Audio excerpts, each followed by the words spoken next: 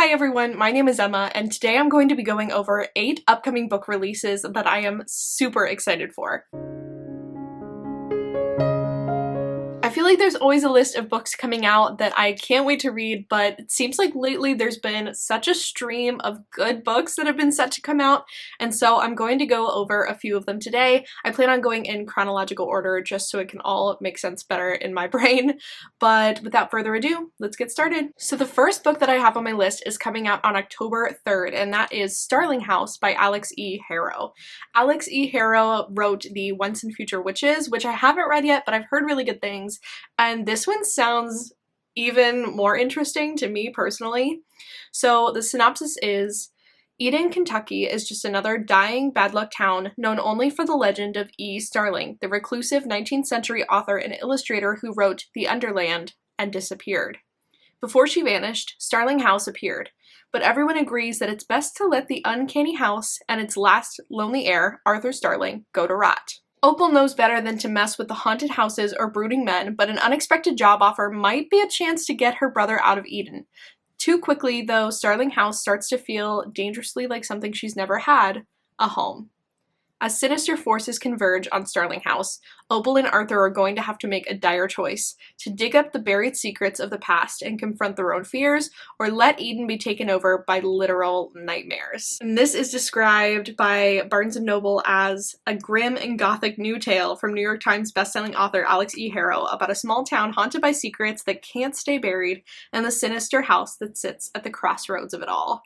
This sounds like such a good, kind of almost gothic, a little bit spooky, sort of found family. I don't know how exactly to describe it. It sounds like maybe there's like a touch of fantasy, but there's a lot more mystery than I'm used to with like a typical fantasy novel. So I'm really excited to read this one. This one comes out October 3rd.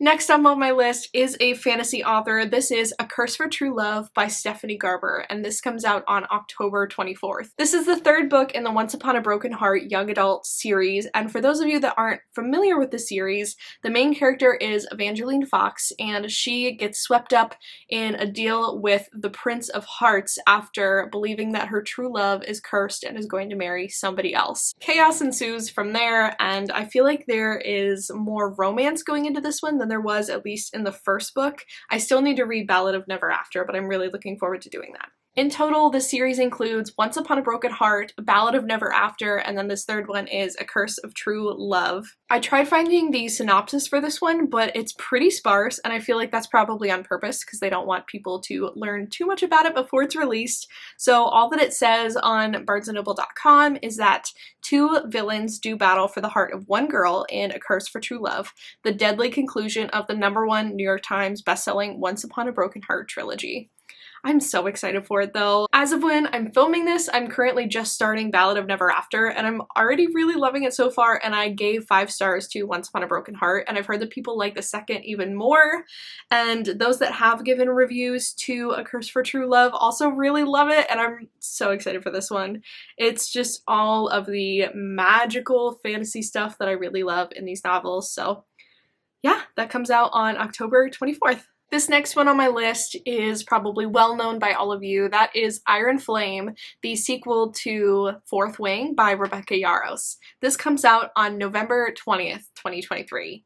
There is a synopsis for this one on BarnesandNoble.com, so it sounds like this one is a continuation of Violet's adventures from the first book.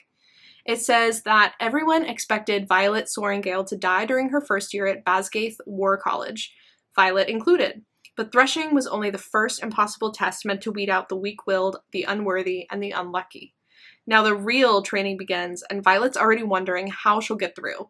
It's not just that it's grueling and maliciously brutal, or even that it's designed to stretch the writer's capacity for pain beyond endurance. It's the new Vice Commandant, who's made it his personal mission to teach Violet exactly how powerless she is, unless she betrays the man she loves.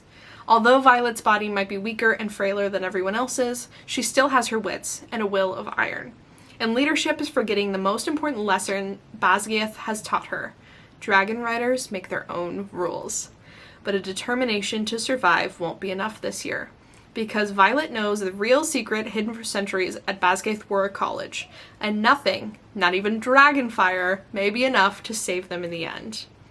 This sounds really good.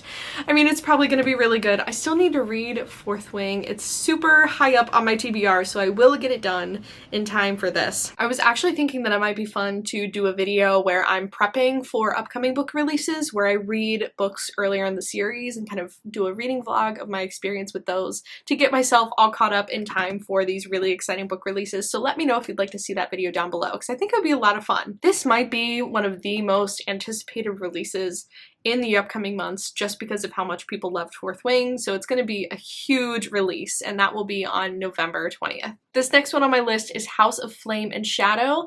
This is the third book in the Crescent City series by Sarah J Maas, and this one will be released on January 30th, 2024. This is another huge release, another much anticipated sequel. It's the last book in the Crescent City trilogy, and it's a series that I need to read. I also really need to read that one, so it really would fit into sort of a like prepping for upcoming releases reading vlog, but this one says, Bryce Quinlan never expected to see a world other than Midgard, but now that she has, all she wants is to get back. Everything she loves is in Midgard, her family, her friends, her mate. Stranded in a strange new world, she's going to need all her wits about her to get home again, and that's no easy feat when she has no idea who to trust. Hunt Athalar has found himself in some deep holes in his life, but this one might be the deepest of all. After a few brief months with everything he ever wanted, he's in the Asterius dungeons again, stripped of his freedom and without a clue as to Bryce's fate. He's desperate to help her, but until he can escape the Asterius leash, his hands are quite literally tied. In this sequel to the #1 bestsellers House of Earth and Blood and House of Sky and Breath, Sarah J Maas's Crescent City series reaches new heights as Bryce and Hunt's world is brought to the brink of collapse, with its future resting on their shoulders. It sounds like there's a lot of great tension in this one. I'm not sure exactly what to expect out of Crescent City. I know it's more of an urban fantasy, and I don't really have much experience with that, so I'm really anxious to see how I actually like it.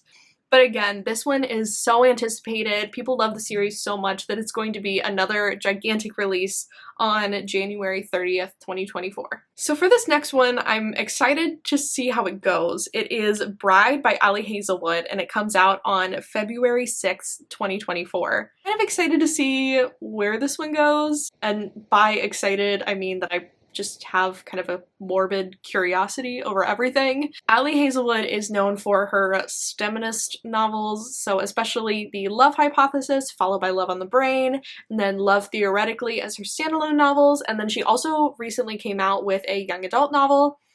But this is in a totally different sphere. It is a vampire wolf romance with a marriage of convenience vibe. I'm afraid, especially since historically Ali Hazelwood's novels have been kind of a miss for me, at least since The Love Hypothesis. So here's what it says. Misery Lark, the only daughter of the most powerful vampire councilman of the Southwest, is an outcast again. Her days of living in anonymity among the humans are over. She has been called upon to uphold a historic peacekeeping alliance between the vampires and their mortal enemies, the Wares, and she sees little choice but to surrender herself in the exchange, again. Wares are ruthless and unpredictable, and their alpha, Lo Morland, is no exception. He rules his pack with absolute authority, but not without justice, and unlike the Vampire Council, not without feeling. It's clear from the way he tracks Misery's every movement that he doesn't trust her. If only he knew how right he was. Bum bum ba! I'm so afraid. Because Misery has her own reasons to agree to this marriage of convenience, reasons that have nothing to do with politics or alliances, and everything to do with the only thing she's ever cared about. And she is willing to do whatever it takes to get back what's hers, even if it means a life in Were territory. ... Alone with the wolf. So, there are a few things that scare me about the synopsis. Number one is the fact that ellipses are used at least 3 times, maybe 4. That's always a writing red flag of mine. There are also several dashes as well, so just the choppiness of it is a little weird, like just the pacing of the actual sentences. I don't know. This might just be me not being super into vampire werewolf books. I don't know, man. I do have an arc of this available through NetGalley, so I plan on diving into it soon so I can just rip off the band-aid and get right in there. I'm afraid. I am thoroughly afraid. But this one comes out on February 6th, 2024. This next one is a romantasy novel that I also have an arc for. It is A Fate Inked in Blood by Danielle L. Jensen, and this one comes out on February 27th, 2024. So here's the quick synopsis. A shield maiden blessed by the gods battles to unite a nation under a power-hungry king, while fighting her growing desire for his fiery son, in the first book of a Norse-inspired fantasy romance series from the best-selling author of the Bridge Kingdom series. It sounds like Freya, our main character, is married to someone that she really, truly, with every fiber of her being, cannot stand, and she is desperate to get away from him, and she ends up somehow being entered into this sort of battle, but it turns out that she has some magical powers because she has a droplet of goddess blood, and so she is considered to be a shield maiden.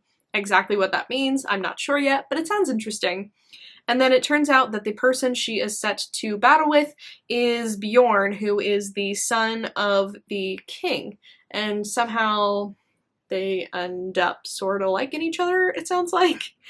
I don't know too much about this series, and it's the first in a saga, but all of the advanced reviews that have come out so far have been really loving this one, so I'm excited to see how it goes. I do love some romantasy vibes, so I'll be looking forward to this one on February 27th, 2024. This last one I am really looking forward to. That is The Familiar by Leigh Bardugo, and this one comes out on April 9th, 2024. A lot of you probably already know Leigh Bardugo for her fantasy novels. She wrote the whole Grishaverse set of books. So the Shadow and Bone trilogy, there's the Six of Crows duology, there are some books after that, there's a graphic novel thrown in there. She also wrote Ninth House and Hellbent, which came out more recently, and then this is a different take. This is a historical novel, which I am so excited about. It says that it's a historical fantasy set during the Spanish Golden Age, so let's see what it says. In a shabby house on a shabby street in the new capital of Madrid, Lucia Cotaro uses scraps of magic to get through her days of endless toil as a scullion. But when her scheming mistress discovers the lump of a servant cowering in the kitchen is actually hiding a talent for little miracles, she demands Lucia use those gifts to better the family's social position.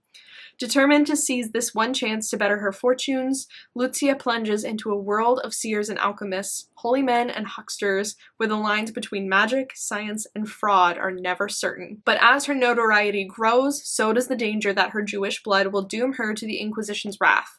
She will have to use every bit of her wit and will to survive, even if that means enlisting the help of Julian Santigel, an embittered immortal familiar whose own secrets could prove deadly for them both. That sounds so good. I'm so excited. It's a beautiful, wonderful mix between actual history with the Inquisition and the way that Spain expelled all of the Jews during the Renaissance era. Mixing that in with these magical powers and a familiar, I am really excited for this one.